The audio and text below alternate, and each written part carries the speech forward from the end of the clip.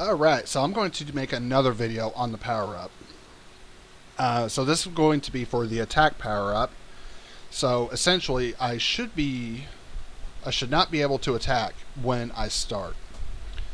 So let me go ahead and set this real quickly to Sprite 2D UI, hit apply. Now anytime we bring in sprites, and I'm just as guilty of this,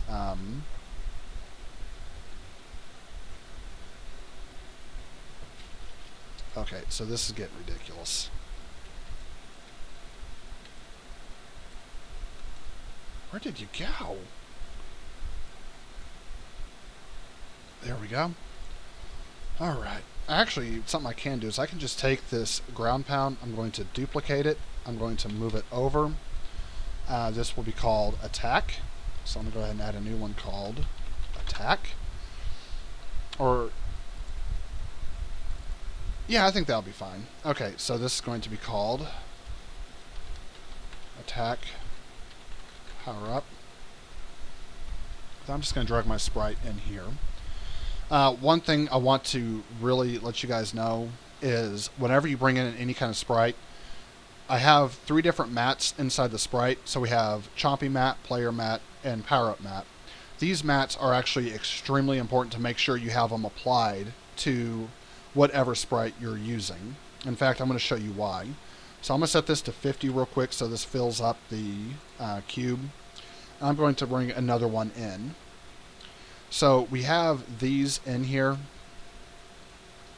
And the reason why these are so important is because I'm going to look for my global light, which is right here. So the reason why everything is changing color or changing the brightness, except for that one I just brought in, is because this right here is actually using a sprite's default. Whereas all the other ones, like this one, is using an M power up mat. So the reason why these have different mats that I'm using, because this will actually look at the universal render pipeline and it'll use the sprite lit default. So it can actually interact with the 2D light systems that we have placed within the scene. So that's why it's really important to make sure that they have this material added on to them. I cannot stress that enough. It's something I even forgot to mention, so don't feel like I'm getting on to you guys for whatever reason. But also, something like this little light, this is kind of like her line of sight. And you can see as I'm moving this back and forward, it's actually lighting the different elements inside the scene, including the player. So that's the reason why I have these lights, is so this way we can make sure everything's getting lit up properly. But let's go ahead and start scripting in the power-up attack. So for the power-up attack, I just have this selected as attack, so that's what we're going to look for. We're going to player movement. We're going to come down to on trigger enter 2D. So right here, we're actually going to have if other.gameObject.tag equals attack. Then is what we will do is we will give her the power-up. So we need to come in here and we're going to have a public bool. So I'm going to put it, or not a public, but a private bool. And we'll say has attack power up. And we don't really have to worry about can attack. So down inside for the update, we're going to look for fire 1. And we're actually going to do another if statement. We're going to say if has attack power up. We will get rid of that, and we will slop that down here and press enter. So now it's only going to do this if the player has the attack power up. It'll still do a check to see if you're shooting or not, but once it sees that you don't have the power up, it won't do anything. So the next thing we need to do is actually create an int, and we're going to do it the same way we have here. This will be attack power up. So lastly, down here we can say has attack power up equals true, and then we will say attack power up equals 1, and then we'll come in here, Control C. This will be called attack power up. We'll slap this here. Control C, Control V. And that is done. Now, when we save it and we load it, she won't have the attack power up. And the reason why, I'm going to give you all a second to think about it. If you want to pause the video, go ahead. But the reason why is because up here at the start, if you remembered, we're doing a check to see if they have this or not. Now, I actually want to say we can actually make the start method group smaller, and we can actually slap this inside of the load game feature. So if attack power up equals 1, then I will say has attack power up equals true. So once it runs a load game, it'll see if she has this, and if she does, then it'll give it to her. And I actually want to create a new public bool. So we have the public bool has transformed, and we have that because, well, we need to do a check to see if she's transformed. But I actually want to ignore our save states. So I'm going to create a public bool. I'm putting this at the very top, so this way, inside the inspector, it'll show up at the very top. I'm going to say ignore save game data. So what is the advantage of doing this? Well, if we come down here and we say if ignore save game data equals false, then is what we'll do is we'll go ahead and run this bit of code. So now that we have done that, when I start off, I already have dash, I have ground pound, I have double jump, I have all that because I collected it in a previous game. But now we can click on player and we can tell it that we want to ignore save game data. So when we hit play, come on, so I should not be able to shoot, I can't double jump, I can't shoot, I can't dash, but now once I grab that, I can dash. And I still can't double jump. So once I grab all these, now I can shoot, now I can dash, I can ground pound, I can do whatever I want. So that's the advantage of doing the ignore save game data.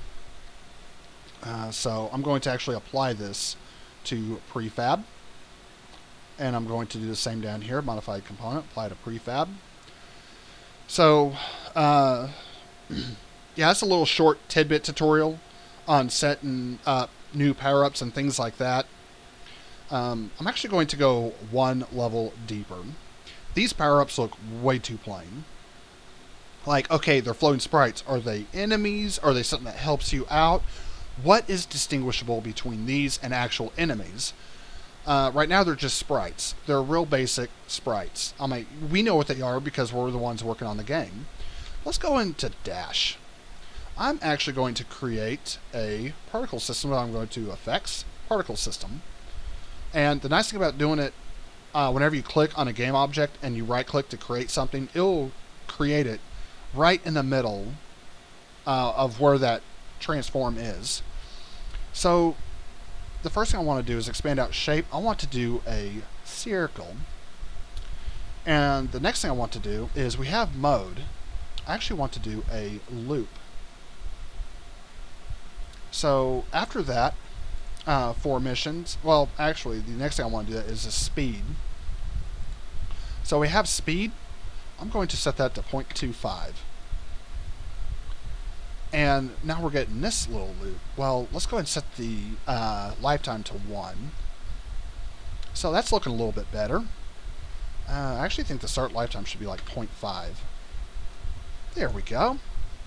And we have this radius and radius thickness. I'm going to say the radius thickness is 1. Let's also turn down this. That was too much. 0.6. There we go. So now it's following this. So what about the speed? Well, let's go and set the speed to 2. And the start lifetime, I'm going to set that to 1. I actually probably need to change the speed down to, I'm going to say 1.2. There we go. Let's change the spread to 0.5. Nope, that will not do. There we go. And now we're going to crank up the rate over time. That's probably a little too much. Let's try 50. So it looks like I need to increase the speed. I'm going to increase it to 3. Yeah, 3. Alright, so now that's looking really unique.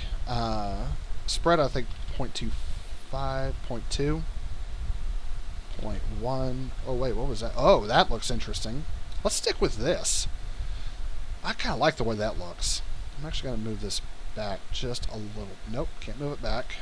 That is okay. So what we're going to have to do is we're actually have to change the size of this. So in the Start 3D size, we're actually going to change this to 0.5. There we go. And we're going to, I want to try and match this color right here. This light greenish blue. So as y'all know, I'm a huge fan for it fading out instead of just doing whatever. So we're going to check color over lifetime. Will come up here. So the bottom ones will represent the color, the top will represent the alpha channel. So I'm going to move this one to about 82. I'm actually going to have it fade out fairly soon. Move that closer to 100. Set this alpha at 0, and we're going to set the color. So we're going to have this light blue like this, and then this one will actually go into this. Why do I keep doing that? This one will actually go into this teal color. I'm just going to try and match that as close as I can. There we go. Crap. So I'm going to copy this code. Click on this. I'm actually going to paste this in here. Click back on this. Let's go back to blue. There we go. And so there's our particle effects. So that is one thing we can do to really give emphasis that, hey, this is something you want. And you can actually do all sorts of things with the particle system within Unity. I mean, it is really, really unique. So I think that's going to be it for this tutorial. I know it's super short compared to all the other ones I usually do, where they're like 3 parts and 15 hours long, and it's like I'm just drained watching this white boy talk all the time, or at least listening to him talk. But I promise these little things right here will really make a difference. So I'm actually going to do ground pound real quick. Now ground pound is actually going to be a really easy one because we already have the ground pound. So once again, we're going to go to particle system, and let's go ahead and go to shape. We're going to do another circle. The reason why I'm doing 2D circles, I might do a 2D square, I might do a 2D triangle, whatever I'm doing. I'm always doing 2D. The reason why, because these are items the player can interact with. So I really want to give emphasis that if it's something that the player interacts with, it needs to be sprite-based. So for the circle, I was about to call it a turtle, we're going to rotate that at 90. And we're actually going to move this down right about there. So as what I want to do is, for this emission, I'm actually going to have, I'm trying to think how to describe this. So we're actually going to do a burst with this. So here for bursts, we're going to say the count will be 100, and the rate over time will be 0. And the interval, let's see, so I actually need to change the duration of this. Boom, boom, there we go. But now these just kind of like fade out. So what I want to do now, once again, color over lifetime. We're going to come in here. We're going to move this to about here. Let's set, oh wait, this one's full alpha. This one needs to disappear. And I'm actually going to have it disappear even sooner. And then let's go ahead and do a fire-like. So we'll start here at yellow. We'll throw another one in here, and we'll do orange. We'll throw one more right here, and this one will be red. And then we're going to actually go to black, or like a dark gray. So there we go. So this will signify to the player that, hey, this is something that's really special. You should really consider checking it out. And honestly, I think this is going out too far, so I'm actually going to lower the start lifetime. There we go. Probably the start speed needs to be a little bit slower too. And then I can go ahead and take this to 1.25. There we go. So, simple particle system setup, and I think it looks good. We probably need to change the count to 50. Let's try 30. There we go. So this way it's not too overwhelming. If we wanted smaller particles, then we would need something like 80, and we'll come up to the start size right here, and all we do is just change this to 0.5. And you can already see how much different that looks. It's not overwhelming. It's not overpowering. It looks good. It fades out nice and smooth like you'd expect it to. So I want you guys to try and figure out what we're going to do for double jump and energy blast. And we'll go from there. So until next time, I will see y'all later.